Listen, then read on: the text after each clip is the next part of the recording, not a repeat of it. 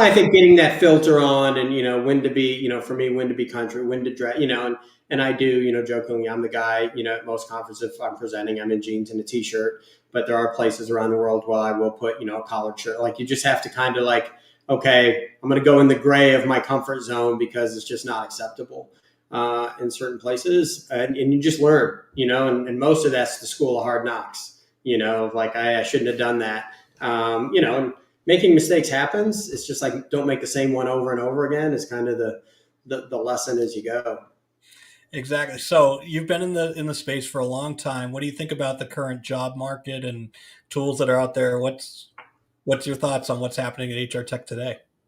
And there's a lot of HR tech. I think the words I've been using has been get greedy for people in HR.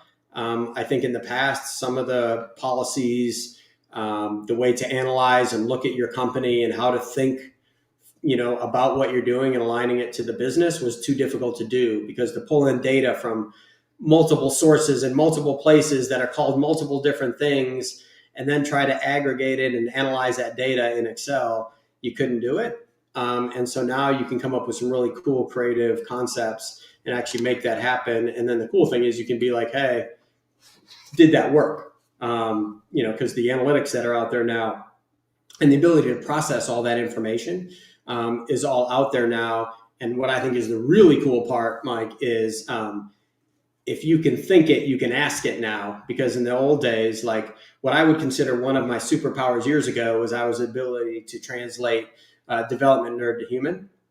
And AI does that for you now. And the agentic technology that sits in a lot of HR tech now to be able to say, hey, can you tell me this? And it'll give you the answer, because it does all the translation in the back and gives you the answer, is all really cool. And so I think, the thing now is like keeping up. Like, are you carving out and time boxing enough of your day to go out and be like, am I learning about AI every day? Am I a prompt engineer?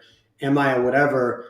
And you might have to have kind of a moment of silence, as I've called it, of like everything I learned 15 or 20 years ago, nobody cares now.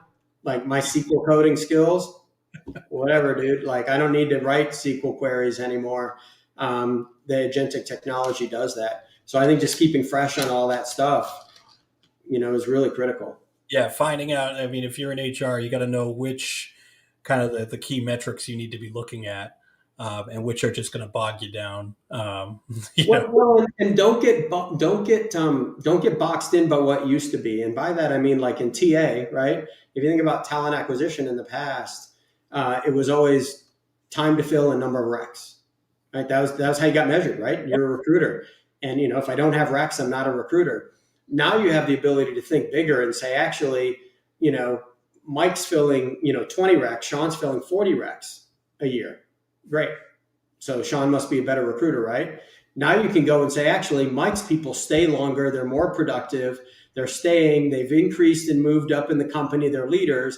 Sean's people all take off after 6 to 13 months. Because he's not really a good recruiter. He's good at getting butts in the chairs, but he doesn't understand our company fit, et cetera. And so you can really think about really the right way to align the business and what's driving the business to the analytics, no matter how complex they are.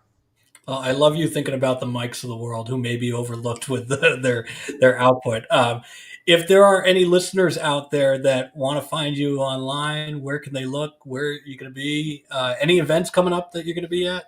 I'm usually around the HR tech stuff. I know World at Work is a big one this spring. If you're in the comp tech space, a bunch of different World at Work affiliates, SHRM affiliates I usually present at. And then LinkedIn's easy. Sean Luchins.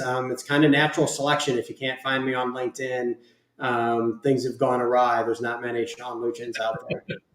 Well, thanks for coming on the show. I'll have to make my way out to Western Massachusetts at some point, grab a cup of coffee with you or a beer. Yeah, man, the inn's always open out here in the middle of nowhere. All right. Well, thanks again for the episode, and I look forward to seeing you again in person soon.